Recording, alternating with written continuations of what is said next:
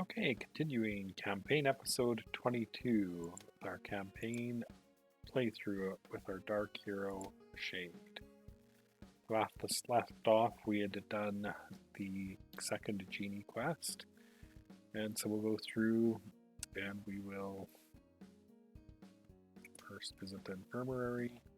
Apprentice Mage needs to rest one more turn. He's incapacitated 2 quests ago. Retired hero became incapacitated last quest, so he'll need to spend some time in the infirmary.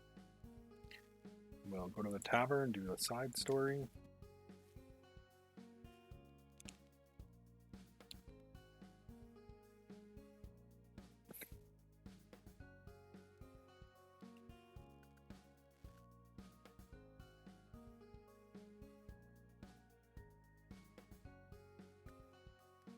One of these might not be a great answer, but we'll try to mediate.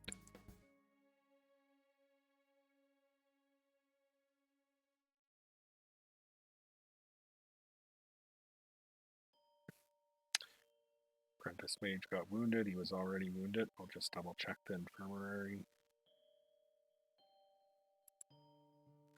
And we'll probably get a card on the next quest. He's still good. He's still wounded.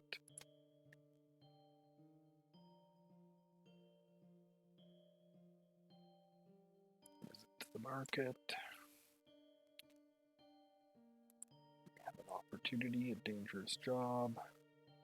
We can wound one random hero to get 150 campaign resources. Sure, we'll take that. Go back to the infirmary, see who is wounded. The Nameless Wanderer. We more than made enough to add yet another bed, so we'll put the Nameless Wanderer in there. I don't want a crossbow, none of these powers, and we are trying to save a bit of campaign resources, I think. To gain a few other things. Mysterious Stranger upgrades, Commerce upgrades. I think we were gonna... what we'll do is we will actually go ahead and we will invest in affordable stables right now. So almost broke again, and I believe we have enough experience to upgrade this card, which we do. And I think we had a third power here waiting for us. Good eating. We don't quite have enough for that, but we will after we complete our next quest successfully. So we'll jump right in with a small problem. Oh, we need to assign our heroes first. Oh, definitely a few people wounded and injured, but got a good group of recruits. Even still, we can't fill them all out. Have to make a choice. We'll leave the Merry Minstrel until the Apprentice Mage gets back. We've got good synergy, and then we'll have to resort who's going to go on the next quest. With summer slowly coming to an end, the time for harvest draws near. Along with the hot days and cold nights, there is also an uneasy tension in the air.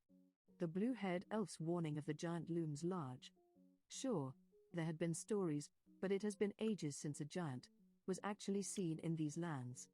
Now a mighty behemoth has come down from the mountains, with a host of scavengers seeking to plunder the bounty of Tel's holding.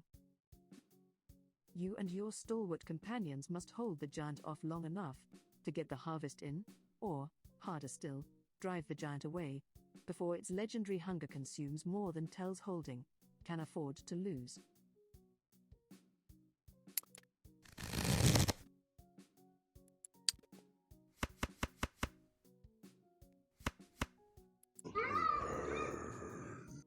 Oh, looking at the quests we need to do.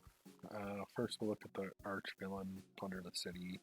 Yeah, we probably don't need to be too concerned with him getting to 15 horde. Likely won't lose that way.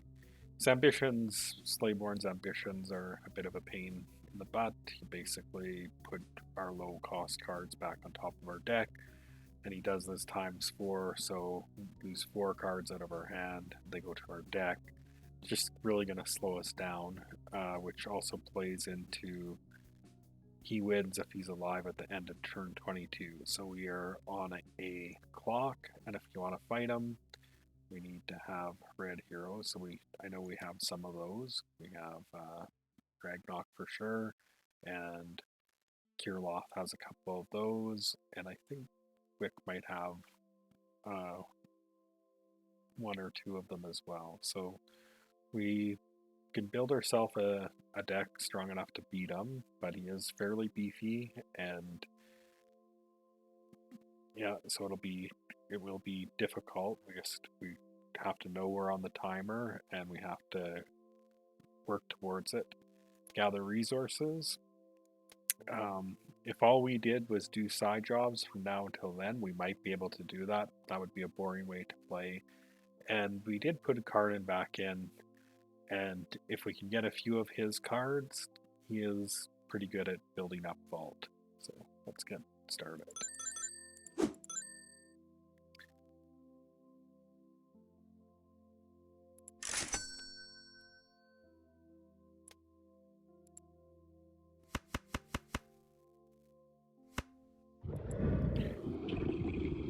Oh, and here's what we got when we last encountered the genie. So this is the genie gift.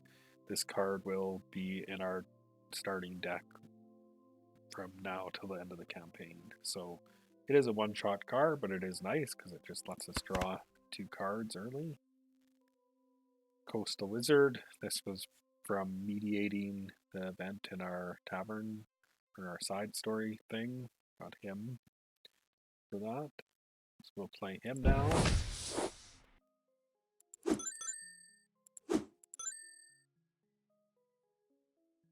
Need some red for sure.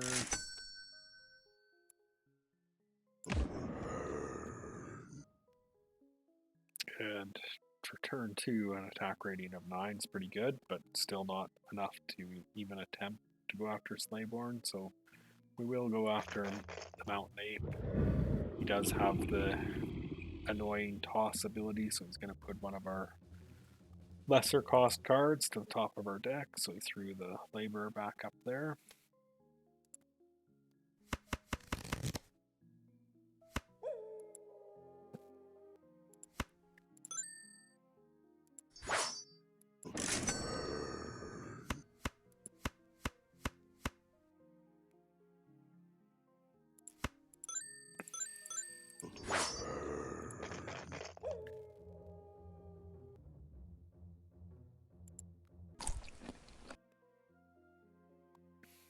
Quite a few good cards out there.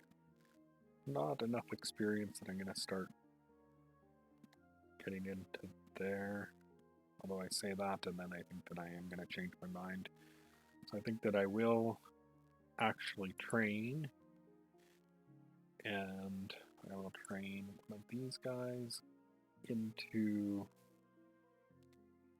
lots and lots of good choices, but we still need to build the deck up, so I'm going to change it in a weaker resource card, the base card, into a stronger resource card. And then with 4 left, I'm going to visit our fabulous stables, which we see now cost 4.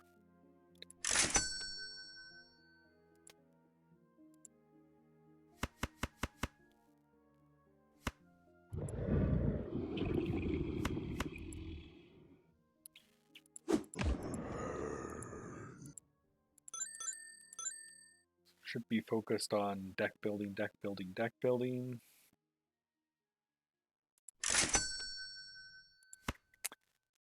So I am going to use the assassins. Does give the minor benefit to attack, but the more important benefit was getting rid of the common card.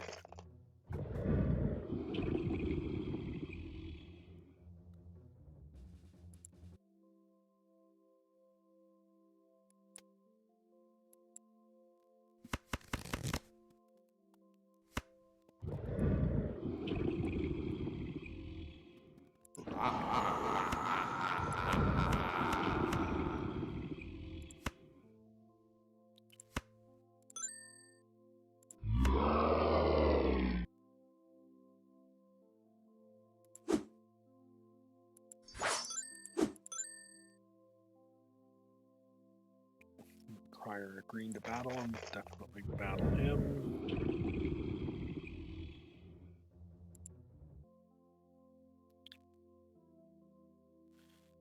And right at this point, I'm not battling the Mountain Ape because of his toss ability. I want to be able to, when I do fight him, I want to be able to beat him. But we can possibly get there.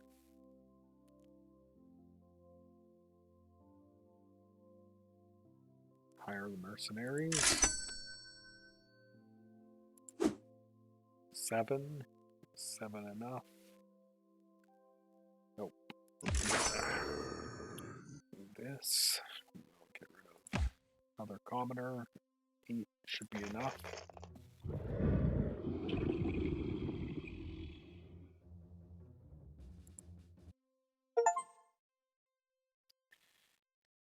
And now what I'm going to do is 13 experience. We don't have any of the top tier cards out here, but I am going to train again. Just focus on their deck building. Again, lots of decent choices here, but I think that I'm going to take this one, Bite the Back. And we'll take a side quest, because that sometimes has, will be a pretty much guaranteed win side quest. But side quests are one way to have a chance to gain some vault, which we're not doing great on, only 1 out of 20. But we are building our deck up fairly strong, like we're taking out a lot of the commoner cards.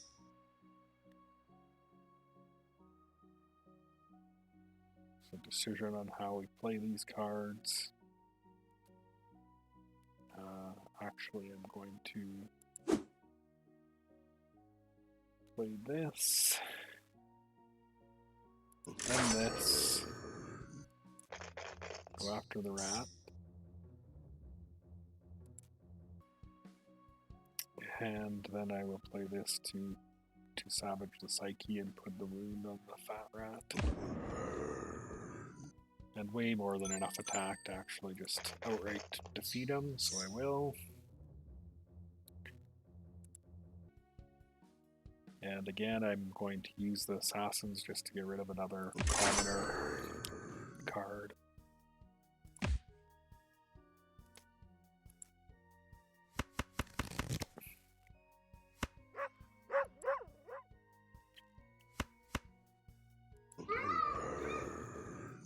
Okay, pretty good. It's going to be a really good turn for building up vault.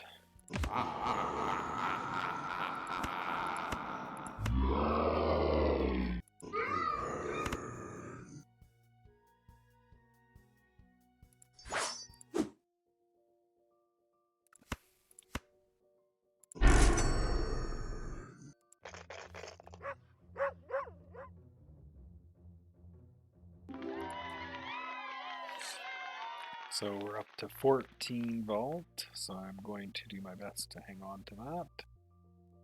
I am going to clean up our assassins.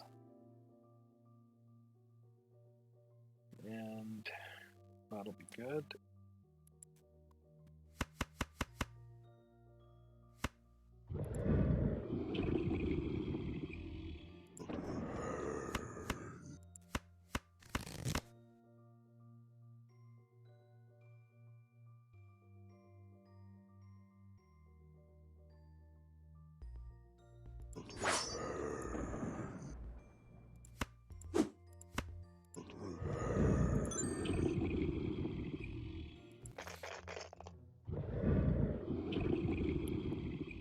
Up to 16 vault. And can have enough to, without tapping into the vault, to still train out of one of these. And we'll take this one.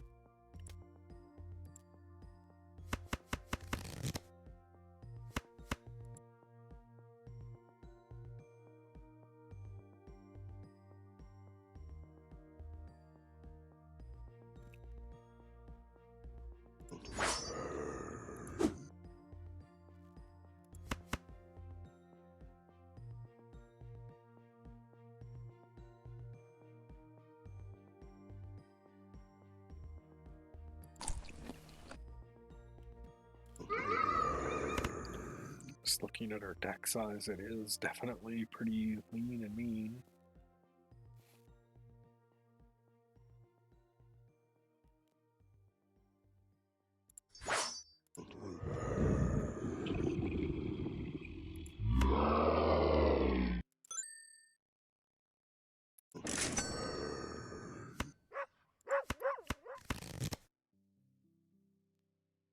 Right out of cards.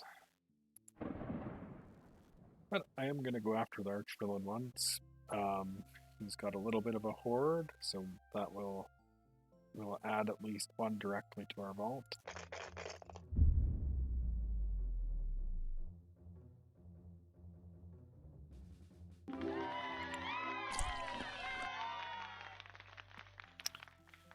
Our vault was up to 18. Don't need to spend the Reckless Rage right now, so I won't.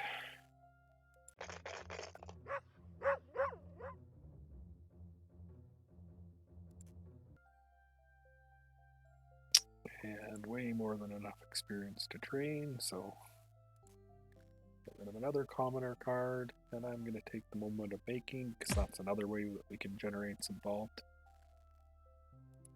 And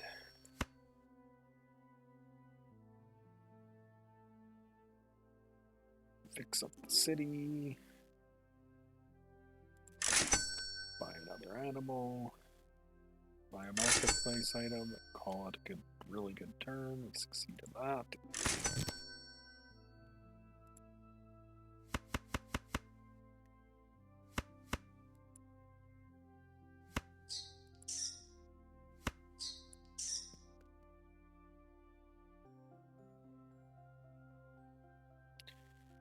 Okay, so we only need 2 vault.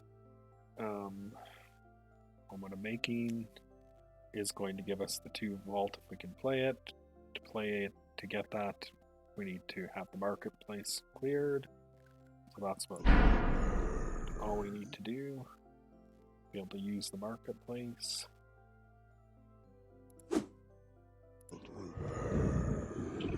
Should be more than enough attack. Free up the marketplace. Play our Moment of Making.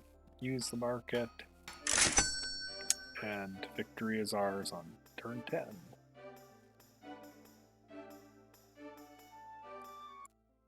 You finish the harvest before the giant can destroy it. Enraged, in a temper tantrum, the giant stomps off and doesn't notice as his enormous sack falls to the ground. Opening the sack reveals a vast cache of treasure, including a gnome inside a large golden cage. Relieved to see any face other than the giant's, she speaks rapidly. Thank you. I'm Nubintha, a powerful evoker. I've been trapped in this magical cage for years. That giant was Slayborn. He was keeping me as a pet. A few weeks back I overheard Slayborn talking with another giant. He spoke to Slayborn like a parent speaks to a child, ordering him to pillage the town at the bottom of the mountains to prepare for his arrival. Let me out of this cage and I will aid you. I'd love to use my magic to get some revenge. The little gnome is a decent little hero, but we're sticking with our dark playthrough here, and we're dark hero playthrough, and we are going to use this to get a fair chunk of money. So that puts our campaign resources up to 598. We can definitely do something, tracking our way down again to our 4th Dark Deed after that one, and we do have our 3rd Dark Deed quest available to us, the Shadow Games 3, which we will probably look at completing next time. This is where we'll wrap up. Thanks for tuning in.